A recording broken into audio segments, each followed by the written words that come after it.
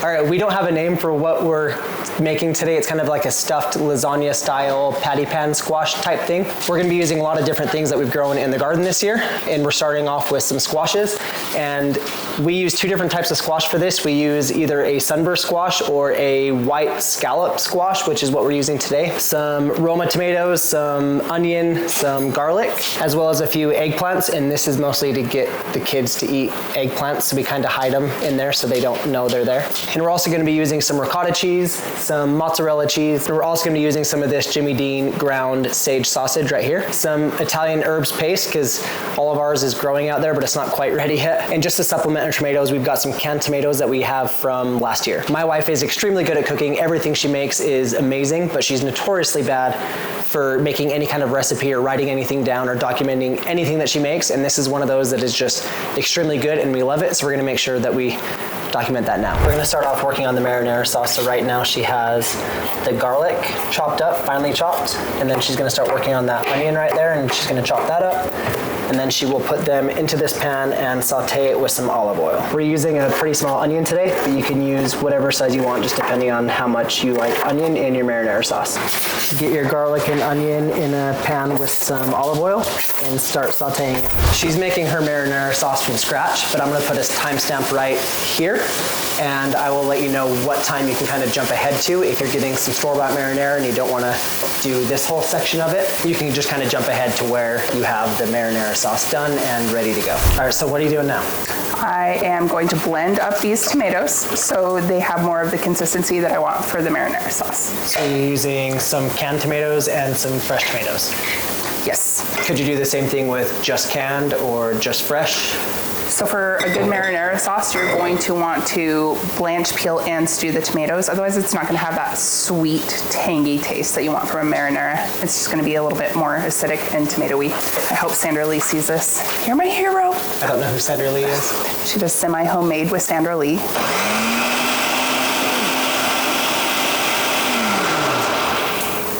Feel like that works? All right, this is the consistency that she's got here.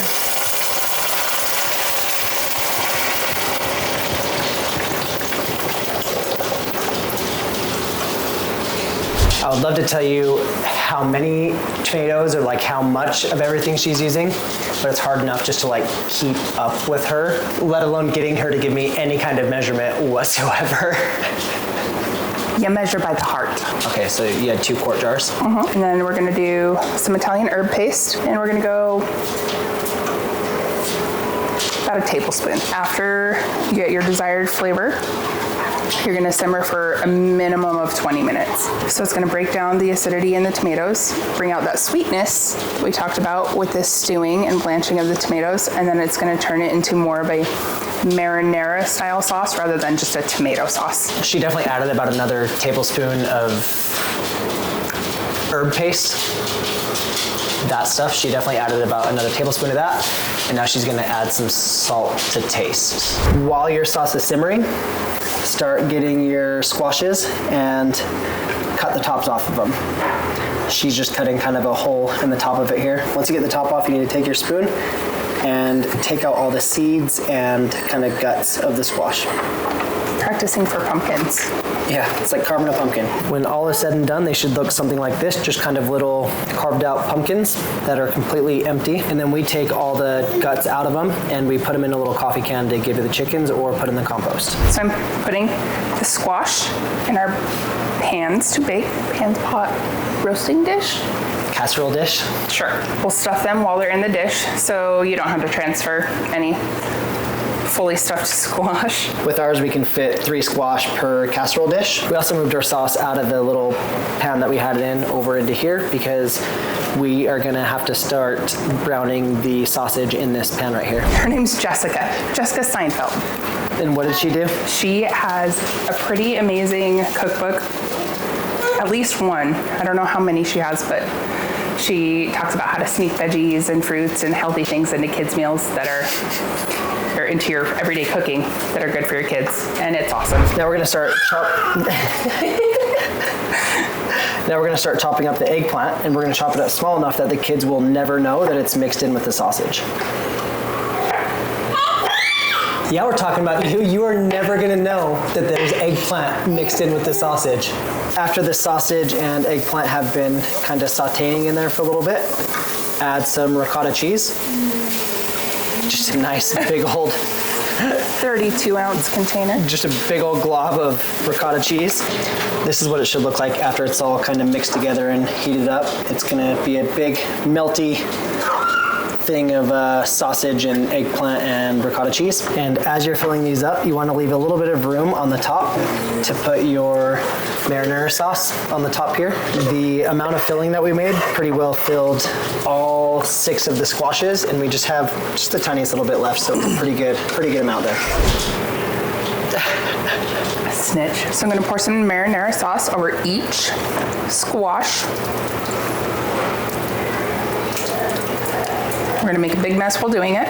Then we're gonna cover this in foil, and we're going to bake at 375 for 45 minutes to an hour, depending on how the squash cooks. One thing we've run into in the past while doing this is the squash not being quite done, so the squash is kind of hard. So do 375 for 45 minutes to an hour, and then see how soft the squash is. And then if you need more time, give it more time after that, because you definitely want the squash to be fully cooked. Make it nice and fork tender. Test it out. If you're a delinquent like my husband and you like mushy, gross squash, then fine, but. I like my squash mushy. You gotta have just a little texture.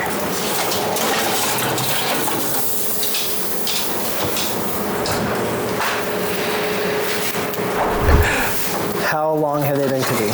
These have been in for just over an hour because we had to put the kid to bed. And what are we looking for now that they're out? How do we know that they're done?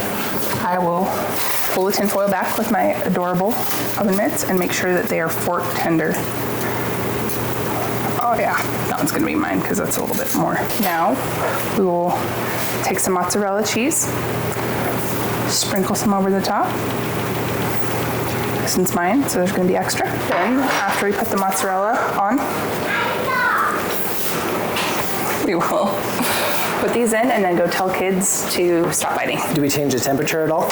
I am not going to change the temperature at all. I'm just gonna let it get a little melty, and then if I want it a little crispy on top, we'll change it to broil. All right, cheese is melted. Yeah. And they should look like little pizzas at this point.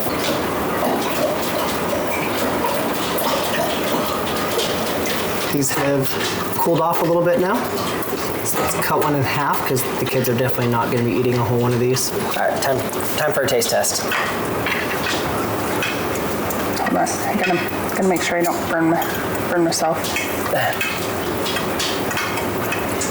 Maybe I should get some food.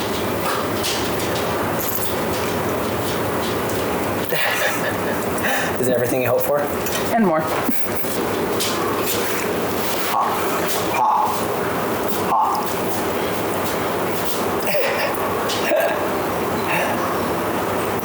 Pretty good though.